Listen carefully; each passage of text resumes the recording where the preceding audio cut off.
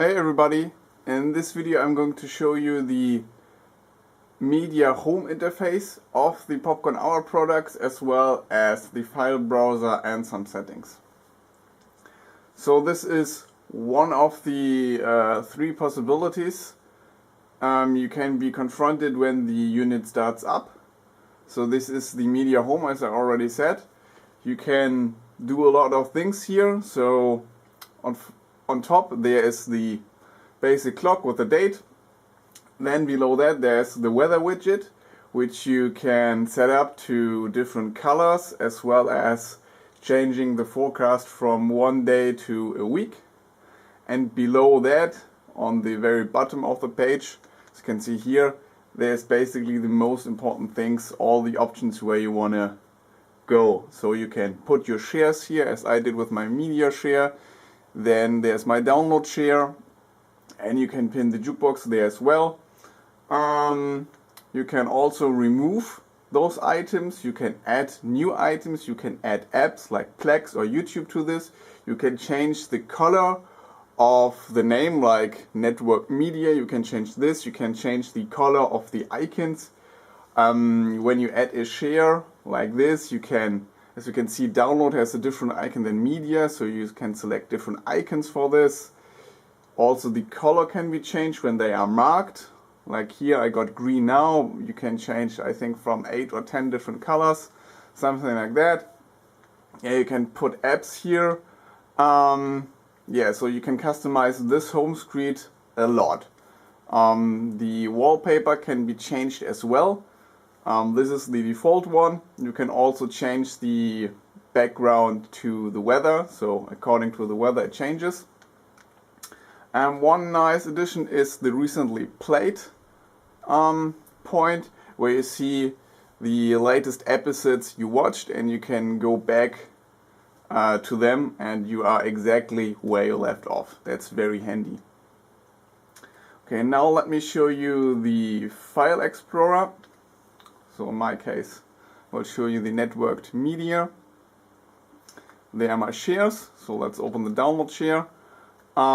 When you press left, you get some options. Now I'm pressing left, like the network media jukebox to start, the manager of it. You can search for folders or for items. Then you get informations about the share, as you can see here. So how big the share is. In case you got USB thumb drive or an external HD connected, you can safely remove it in this case. You can filter your media, so what showed you can filter out. Now I view all. You can only view the videos or music or photos. That's very handy. After that you can sort your folders by name and by date and also by size. Here are the settings. You can change the view mode from listing to something with a thumbnail on the left side. Also the additional information which is shown you can change to size only, date only, or both, or even disable it.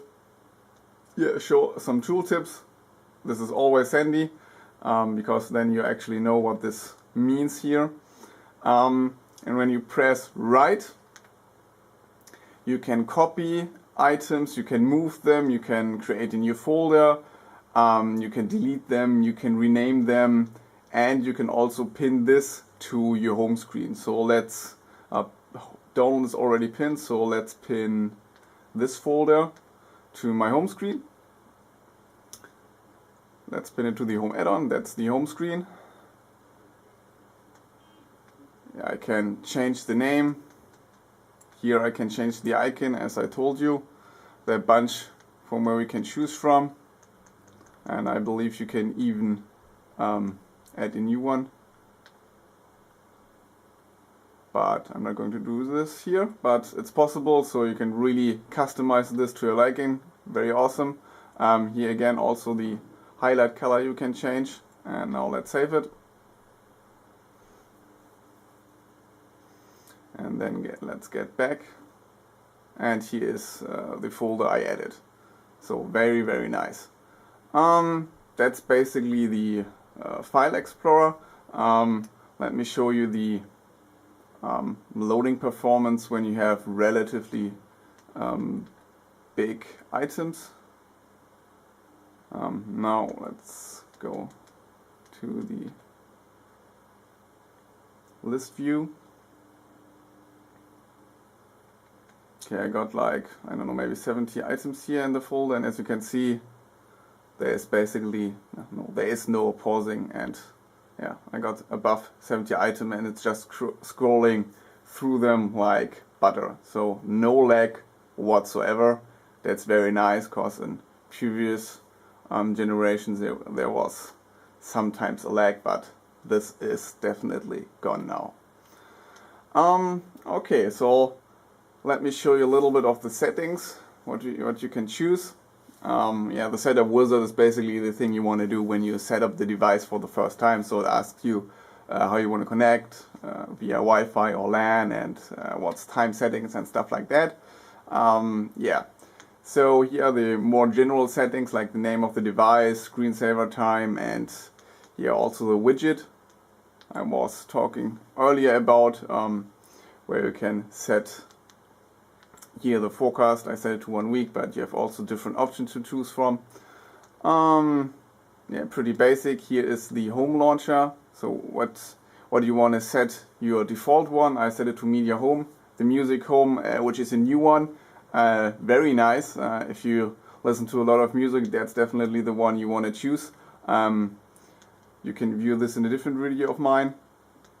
And here are the personalizing options I told you also earlier about, where you can choose all the different colors, the widget icon, the text icon, and stuff like that. So that's very great. So here are the color options. So it was like, yeah, 1, 2, 3, 4. It's a lot. It's enough for you. Okay, let's get to some audio options. Yeah, of course you can enable or disable HDMI audio in case you don't need it. Here are the different audio codecs. You can set them either to pass-through in case you got an AVR, or you can set them to downmix in case your TV doesn't support the codecs. For AAC, there are different options. You can decode it to multi-channels, since most receivers can't support this codec. There's also support for DSD, and here you can set the sample rate. And also a newly added feature is you can set the DSD gain, which is pretty handy in case you need it, but of course you can also leave it to +0. Now let's come to the video options, which are quite important, so you don't get stutter of any kind. So I choose 1080p 24. Because most content I watch is in 24 Hz, so when I play this, there is no HDMI resync required, and the video starts basically instantly. The same goes when I stop a video. I'm basically right to the jukebox or the folder, depending where I started the file. Next one, also very important, the frame rate sync. I set it to NTSC PAL 24p.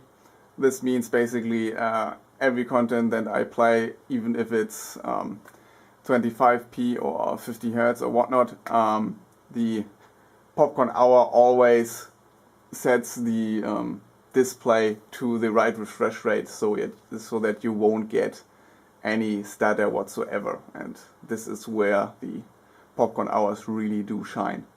Also quite important is the color space.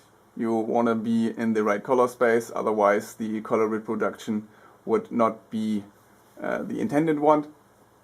Best setting is to set it to auto, because these are the standards used on DVDs and BDs. The sRGB are mostly used for internet stuff and photos, something like that.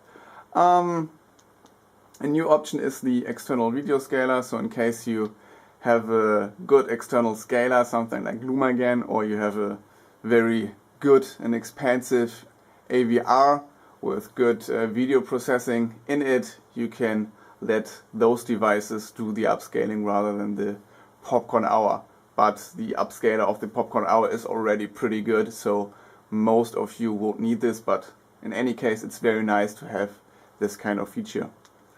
Also nice is the VXP features, which can be disabled as well. These are some image processings which depending on your opinion, enhance the picture. And you can set also the intensity from off to 10, which is very nice, because for some people 10 might be too much, so you can dial it down. And that's basically, one setting is also important, the NMT applications. So the Popcorn Hour products do come in with FTP and an NFS server, so that's nothing new, also Samba. But really nice is the feature that you have a torrent client and a Usenet client installed on them right out of the box. So you don't need a NAS or a PC to download your content. You can just start the app here and use the Popcorn Hour as a downloader, which is pretty nice because this thing consumes very little power. For some, the parental control options might be also nice, so you can set what your child is allowed to do on this thing. So you can set up you can lock the setup, and also there are some apps in the store which have mature content, so your kid is not allowed to do so, to open this. Yeah, and that's basically the most important things I wanted to show you. Thanks for watching, guys.